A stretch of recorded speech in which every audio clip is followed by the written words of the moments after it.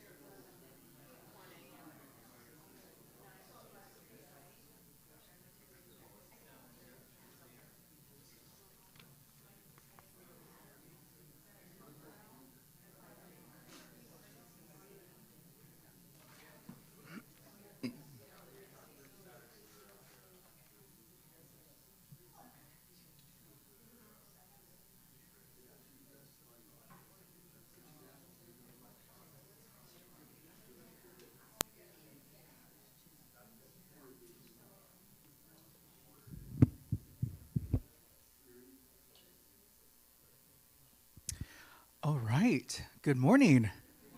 9 o'clock on the dot. We're going to get started. Welcome to our 9 a.m. Faith and Formation series. You are here just to make sure you're in the right space for our kind of parish Lenten focus and study. It is our first Sunday in Lent, and we are on a journey now onto Easter. Thank you for carving out time this morning. This is what we could say a full, rich day of ministry starting this morning, leading all the way up to the annual meeting. So thank you for starting off your morning here in our first kind of focus and study. So let me open us up in prayer to ground ourselves, and I'll kind of give explanation as to what we hope to be a purpose for us in these next 40 days and 40 nights as we journey in our Lenten journey. So God dwells in you. God of the wilderness, God of dust and distance, God who meets us where the ground is dry. We entered the season not polished, not perfect, not pretending. We carry stories of disappointment, of endurance, of nights that did not resolve by morning. Meet us here, where hope feels thin, where strength feels borrowed, where faith feels more like wrestling than certainty. Teach us the courage of Jacob, the rising of dust, the love that refuses domination, the daily holiness of survival. If hope is hidden inside struggle, open our eyes. Amen. So good to see so many of you here this morning. So what we are hoping to accomplish in these next couple of weeks is for us to be able to study and to focus on an anchoring theme for our Lenten journey together. And what we have concluded as the pastoral staff is to lead us in a well-known friend to All Saints Church, Sister Joan Chittister, in her books, Scarred by Struggle, Transformed by Hope. There's the cover if you have not received the book yet or purchase. A couple of instructions on how to engage in these next couple of weeks. Of course, we're going to encourage you to purchase the book so you can follow along and give it a read. It's not going to be required for you to get the book.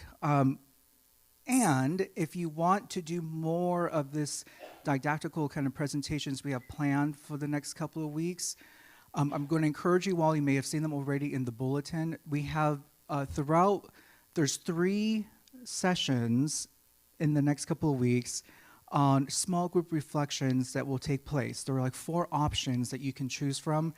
I encourage you to do so because what we hope to plan to do here at the 9 a.m. Slot is to kind of crack the book open. Various presenters of staff will give you perspective on the book and give you a bit of a read of it. And during the weekday, it's your opportunity to reflect with the book and the chapters that we will promote each week. Now, this is not working on a linear level. It's just because we have already preemptive other events happening on Sundays. So I'm not going to confuse you as to we're in week 1, but the next time we'll meet will be the second time, but it will be Lent week 3. Right? We'll stop there because then we'll get confused into Holy Week. But just follow the bulletin. We'll make sure we'll guide you with the various timestamps of when we're meeting. And same with during the week. If you have not signed up for a small group, you can do so online, website, in the bulletin this morning, and do so you get covered there. So my responsibility this morning is to kind of guide us into who our author is, for those of us who do not know Sister Joan, and to kind of center ourselves about this theme of scarred by struggle, transformed by hope. I mean, right there alone with the title itself resonates for this moment. I did something last night, which I probably should have done weeks ago. What that was, I'm like, when was this book published? Because I was cracking open the first chapter, and I thought, my goodness gracious, this is resonating. 2003. I want us to recall 2003. This was a post-9/11 reality. And fast forward to 2026. Things we still are very much struggling with the world that is around us. And this is also a reminder for us, we're here as people of resistance, that the struggle is not going to get the final word. We are going to be transformed by hope. And that's why it is fitting that we do this during Lent, because we just don't rush into Easter. We're now on a journey to this moment where hope will break through in a reality, in a way that still stuns us 2,000 years later. What we're also going to do is we're going to bring some additional voices into the conversation in this presentation this morning. We're going to stick with our sister Joan, but we're also going to bring in, this is my Trinity as well. So you're getting a little sneak peek on that one. But we're going to bring in the voices of Maya Angelou, Bell Hooks, and Ada Maria Isla Diaz, this public theologian. And what I hope to accomplish this morning is that we're going to take Sister Joan's kind of scaffolding of the book, and then I'm going to insert some of these additional beautiful sacred voices to help us get ready for this understanding of scarred by our struggles. And we're going to talk about the individual and then also the communal struggle and how we're all being transformed by hope. So the author, just to do a quick little introduction to Sister Joan, Benedictine nun, spiritual writer, justice advocate, formed in a monastic obedience. And if you've already kind of opened this book, this is where this book is really born from, is her experience, right? I love this quote: "There's no such thing as life without struggle. Life forges us in struggle." Right? There's an anchoring there for us. So what you'll learn is that this book is based on the lived experience from Sister Joan. And then as we kind of continue on with the various chapters, you're going to see that it's both speaking to the moment in time, which again in 2003, but how it does transform us decades later into what we hope is a transform of hope for us in this time. So I think it's wise that we actually hear from the author herself. So let's give this a little listen. You say we're in a moral moment again. Every moment is a moral moment because every moment involves a decision. The point is that we cannot now stop asking these questions and be authentically spiritual. It's a moral moment. It's a moral moment. Yeah. And every moral moment demands a choice, which is why I talk very early in the book, I think. Yeah, you start the book. That is, we have a choice. About choice. Yes, we have a choice. We have a choice. Yes. And every great moral moment gives you three opportunities. And you can see them very clearly in our society. The first kind of choice is the choice that says, not me, I'm not getting into that. Mm-hmm. Let them handle it, that's not my problem. I'm out of here. I got the kids and the horses and the ponies and the racetrack. I don't got do the square that. footage and the pool and the car That's and it. all the things that I don't get into that political stuff, right? Yeah. That's your first choice, Yes. is to ignore it and go your own way as if you really are an independent member of society and humanity. Your second possible choice is to just, you can roll over. Mm-hmm. You can succumb. You say, Sister Joan, that's the way it is now. It's just different now. I'm not talking about going back to the 19th century, for God's sake. What would be good about that? I'm talking about making the 21st century a glowing, growing moment for everybody. That's all I want. However, the person who makes the choice to roll over says, let them do it. I'm sure it'll all come out all right. That's what they said in 1939.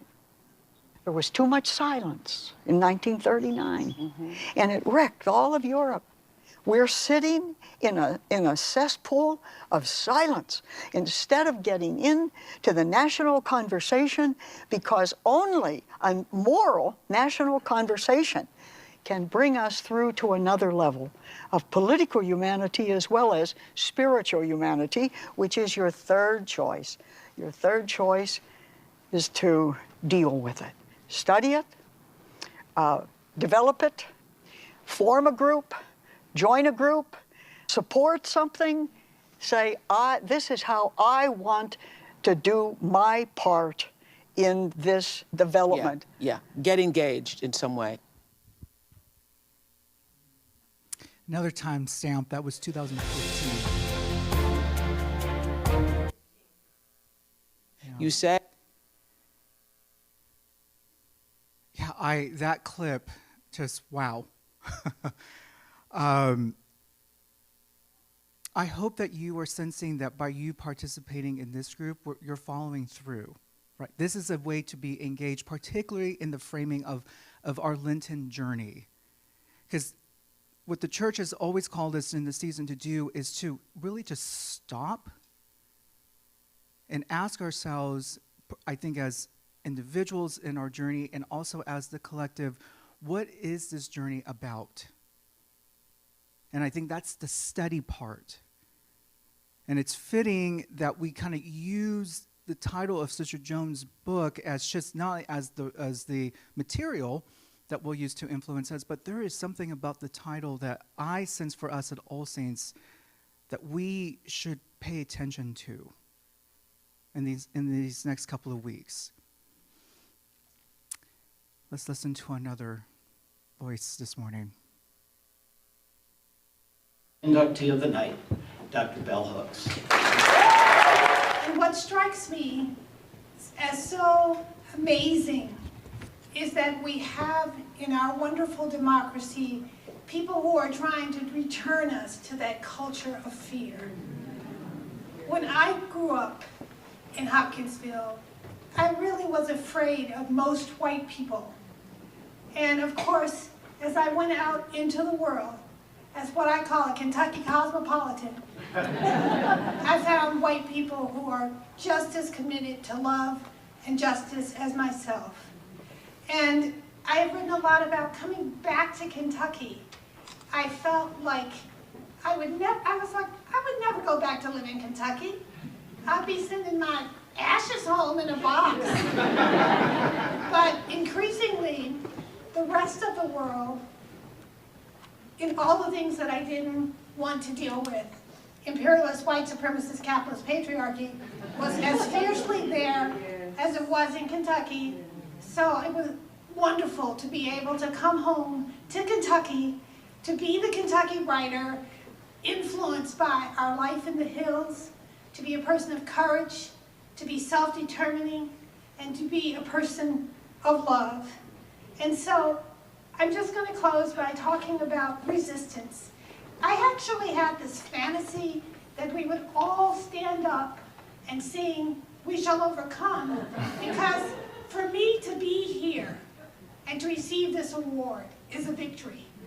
Imagine moving from racial apartheid, moving from being in schools in Kentucky where I was told black people didn't write any books, and to overcome all that we as Kentuckians and as black Kentucky writers have overcome. It's amazing. And I really feel we're part of a new Kentucky. We're part of a progressive Kentucky. We're part of a Kentucky that is standing up. I see my presence here as both a celebration and a victory. A celebration of all of those black folks in Kentucky who made it possible for me to move out of racial apartheid into a world of hope and beauty and promise.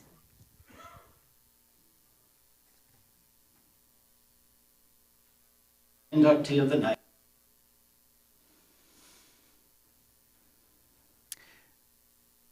So some takeaways from both Sister Joan and Bell Hooks is we can expand that the witness of struggle, right? It's not only interior, it's not personal, spiritual, not only the struggle, but it's also the ongoing scars that still falls into our society, racialized, gendered, economic, institutional. We need to widen that conversation of struggle. Maya Angelou, you may not control all the events that happen to you, but you can decide not to be reduced by them. We hear that. Bell Hooks, rarely, if ever, are any of us healed in isolation. And then from Ida Maria, The everyday experiences of marginalized people are the starting point of theology. I have these voices with us because I think part of us to understand what is the scar by our struggle is that this is also the bit of the time we need to do that examination part. Because, I mean, if we are to,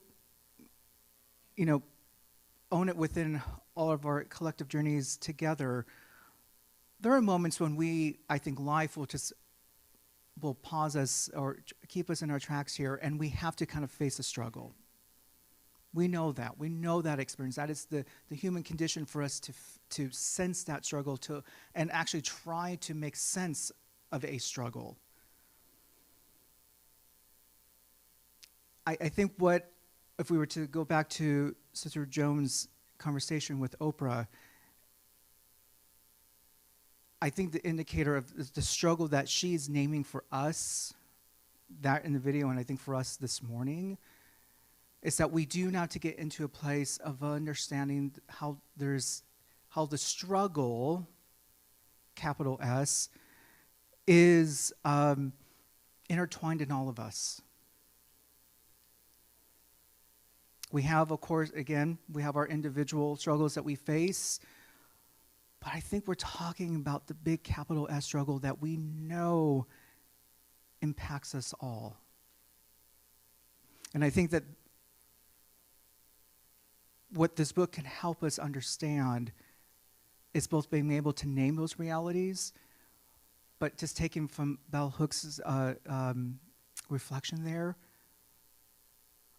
how many were like in the moment realizing that she was really speaking on that transformed hope? That's what she was naming for us in that clip. And I think it is a responsibility now for us as individuals to understand where is that transformed hope for us in any given moment. So a couple of themes from the first couple of chapters in the book that I kind of want us to reflect on here. That the hope that we're talking about, or at least we should be presenting, is not just this hope that everything's going to be all right. And I'll admit, that's the kind of hope I want to cling to, a hope of just full optimism, just, everything's going to be all right, everything's going to work out. And in some ways, they do. And I think we can often mislead ourselves if we're clinging onto a hope that's just purely on optimism. Because, again, the reality that the hope that Sister Joan is pointing at, and that Maya and Bell just was also pointing at too, is that it's a hope that we have to engage in. And you think about how, this is what I do appreciate about this Lenten season that the church offers us. Because we will get to Easter Sunday. It's already marked in the calendar. It's already planned in the books. It's there. But why not take advantage of a journey that asks the question, what is the hope that we want to point to or point out come Easter? And I think it's a really, it's fitting that the church just doesn't point to optimism as the Easter direction. That we start on this first Sunday in Lent and we say, name the struggle. Let's go there first. Sister Joan, optimism didn't interest me. Christianity rooted its hope in the other side of the cross, but it never denied the cross. And if we're really to slowly digest that, the cross is it's just there all the time. But there is something about not denying it. Because I think, it's pretty apparent at this point. It's coming across that we are living in a time when, Christian nationalism is co-opting this faith to basically deny the cross.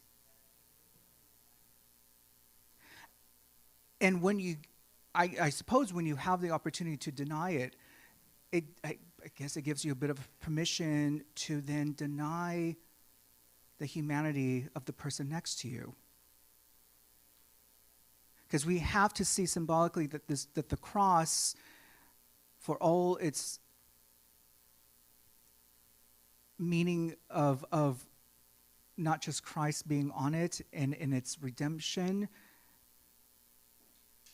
it is the way in which how humanity sees each other. So it is interesting that we're in a time when we know what happens when you deny it. We know what happens when you deny the fact that we're not in struggle together, or I think the fact that we should not have to be people of faith that first puts the importance of seeing each other as beloved children of God. It also points to a reality that, particularly taking from John, in a world you will have trouble. In this world you will have trouble. And of course, it's like, we don't need that reminder. We know that, and we do need the reminder that in this world, this physical realm, there will be trouble.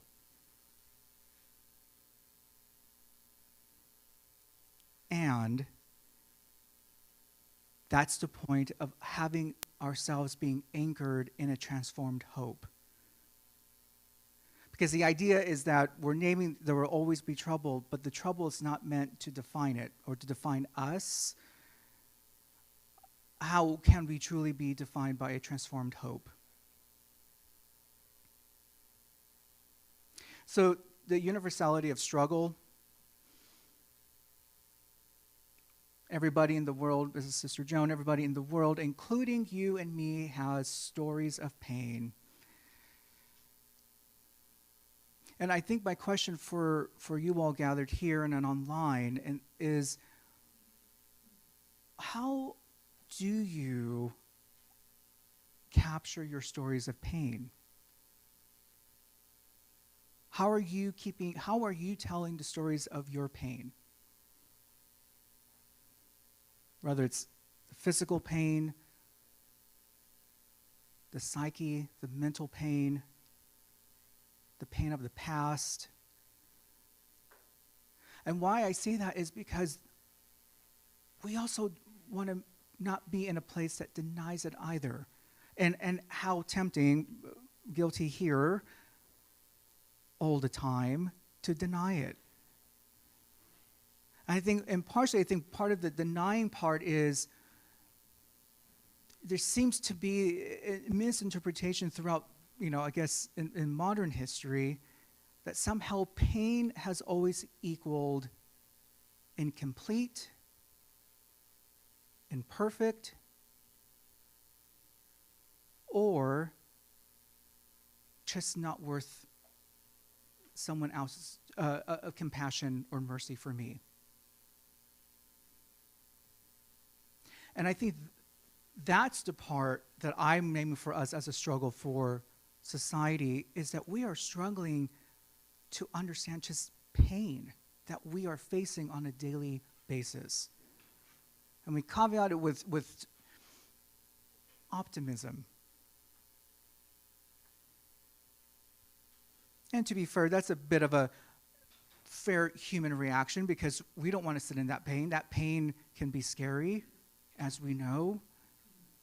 But imagine if we were people who were able to be folks to hang on to pain but not let it have its last final say in life. But the hope that whatever the pain may be can be transformed. And asking that question, isn't that you and I's responsibility to do so for each other, for our family, for our loved ones? I want us to ponder that a little bit. Maya, there is no greater agony than bearing an untold story inside you. There's another fraction to that. What it means to, we know that sensation when we're not able to share something out loud. Like, talk about pain. That's painful when you can't say something out loud, right, to someone that you had hoped to trust. Or in a community where you have to figure, can I name this pain in me? Or what I'm seeing around me? And I awfully wonder, too, kind of talking a bit of our prayer life, how many of you in your prayer are naming your pain versus get rid of my pain?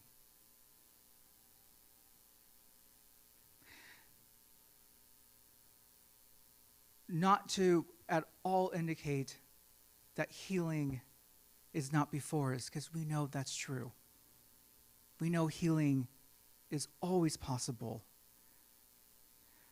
But it comes across that, and maybe it's just a bit of the human condition here, but there's something about using our prayerful life to also name pain and struggle, but to really name it. And we can look to Psalm 22 as our example that we often hear during Holy Week. My God, why have you forsaken me? I mean, it's there. This is no surprise for the psalmist. Should be no surprise for us that we have to use intentionally a sacred connection to our divine source of God, to able to name struggle, to able to name pain when it arises.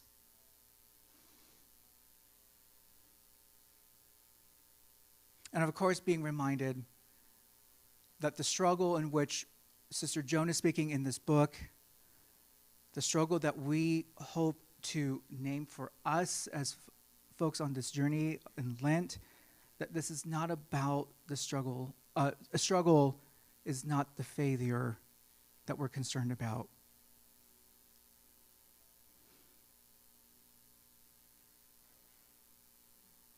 Right? It's not the struggle that defeats us. It is our failure to struggle that depletes the human spirit. Right? The inability to actually name it. And as I was kind of reflecting on chapter 1, what kept coming back for me is there is something about the denying that struggle is part of just my human existence and journey. And almost having to write down for myself to say, oh my gosh, there are probably moments throughout my life where I most likely deny it. And do I deny it? This is a question for myself. Do I deny it because do I sense if I name it, is it going to defeat me? And yeah, as I read this particular quote from Sister Joan, I think we can hopefully agree that our collective struggle is it's the failure that when we stop naming it, when we stop naming the pain as well, there's something about depletes the human spirit. I think another way to look at it is, my gosh, can we just be at ease that struggle and pain is just part of our human experience? And how can we truly, each other in this room and those online, how can we truly be bearers of hope That whatever the struggle that maybe you're having a hard time naming, or someone that you love and your family and your friends that they're having a hard time naming with you, being that presence of hope and sharing that this is not about a failure. This is about us recognizing the human spirit in each other. That this journey of life obviously is not easy at times. I love this other one from Maya Angelou. We may encounter many defeats, but we must not be defeated. I want us to kind of stay there for just a moment.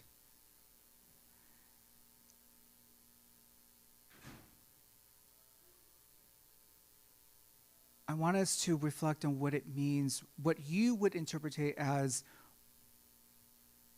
what it must not be defeated. What is it that I think what Maya's trying to get us to in this quote here is, I think the temptation of allowing whatever we encounter to always have its own navigation course for us versus us coming into it and saying, how can I navigate with the struggle? And I think Lent, as 5 weeks is a lot. It's a commitment for us as church to do so. And there is something about actually taking time in a journey that goes from week 1 to week 2 to week 3 to week 4 to week 5. Like, it's almost asking us to be so present that each week takes you to a better or new understanding. And I think maybe a goal for us could be how we can pay attention to the human spirit in the next couple of weeks and ask ourselves, what is it that we're encountering that must not be defeated within us to do so? We see too, Joan speaks in about chapter 2 about wrestling with God. And so we have our classic, with Genesis, I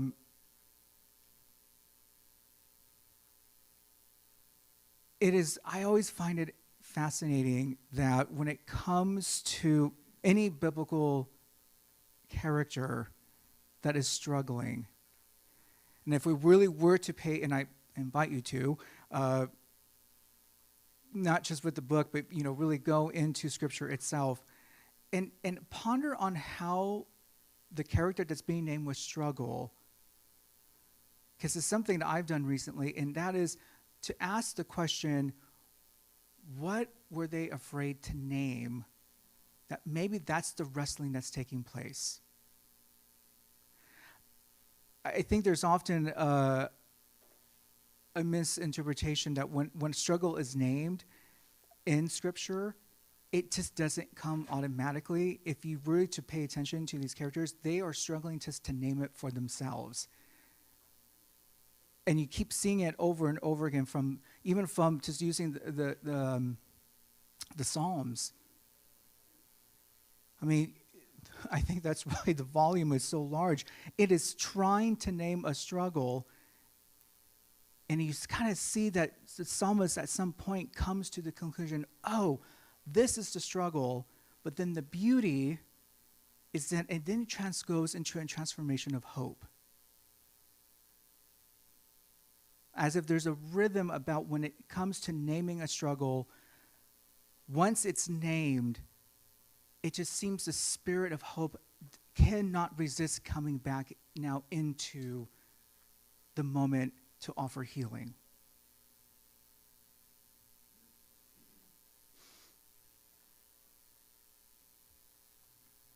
Change that is not willed is another theme in chapter 2.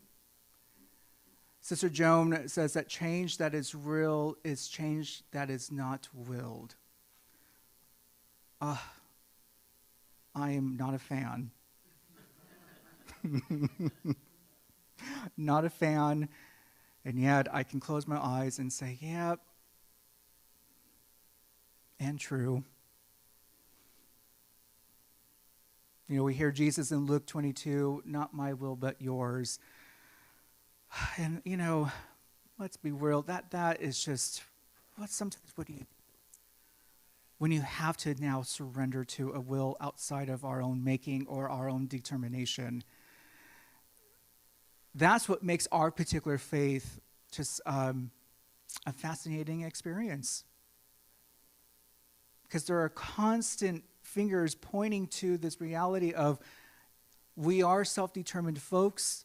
We have had plenty, I know, in just as people, moments in our lives like, yes, I was determined to accomplish this. I got it done. And those are wonderful milestones for us to cherish. And let us not deny there's a big part of us that says that, but we also know there are also things unwilled in us that we've had to endure. And what I gather from Sister Joan in chapter 2 is she doesn't have a resolve for us either as to why we endure, moments of reality that we did not wish for. But I think what she does so well is the reminder just how much of the realities of our lives have to remain a mystery.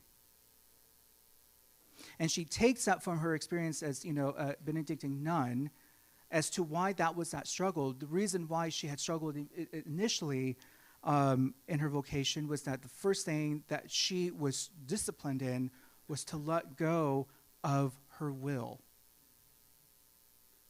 And I loved how she names it in the book. She basically says, she freaked out. And yet, in essence, she kind of says that she runs away, but realizes she had to come, the loop brought her right back in because she had to name that struggle for herself. What was scary for her was the will part. And then recognize that there's nothing I can do about it. Can I live within the mystery of at times for her to not being able to name what was fearful for herself in that struggle? Because then she continues on by saying part of it too is disappointment is universal. Right there alone could be its own 45-minute conversation, which personally I will name for us. I think this is another thing that we are often afraid to name as a struggle, that disappointment is universally felt among all of us. And yet, Isaiah Diaz, great theologian, by the way, please look her up. She's really just phenomenal. Everyday life is where God is encountered. And what I love about this quote is that it kind of sums up the first couple of chapters that you'll read in Sister Joan's book, but it's what I often sense from Bell Hooks and her talks and her wisdom, and from Maya Angelou, that we know that everyday encounters is where God is encountered. That is, I think, is the homework assignment for us all as we start to conclude this morning. Is can we be folks on this journey and sense a God-encountered presence every day? However you want to encounter it, I think is the important part. And Sister Joan names that for us as well, because she had to name that for herself. And I think as you go more depth into the book, you're going to recognize that part of that transformed hope is how we encounter the hope in our daily lives. But I think the takeaway first is we have to learn how to name that struggle, whatever it may be. And I hope that as a community for the next couple of weeks during our season of Lent, when you meet in your small groups and reflect more in depth about the book, that I'm not saying we have to be honest with each other about what that struggle is. Sometimes these things are meant to be private within your own, but at least we can have a conversation about how struggle can often be a challenge to name in our lives, in our world, and in society which we find ourselves in right now. So that's the first 3 chapters. Take your time, your pace with the book. We'll be back in here in this space 2 weeks from now to go, I think it's chapters 4, 5, 6, and 7. If you did register for a small group, and if you haven't, do so please, but we will be posting a syllabus either on the website or you'll be emailed a syllabus as well so you can kind of follow along. Again, this is truly just meant to be just a community study around this book, but to bring in other diverse voices as well to give us an expansive understanding, scarred by our struggles and transformed by our hope. So we'll do the first step together, and we'll see where it leads us in the next couple of weeks. So thank you again for being in this morning, and we'll get ready to celebrate Holy Eucharist together. All right, see you in church.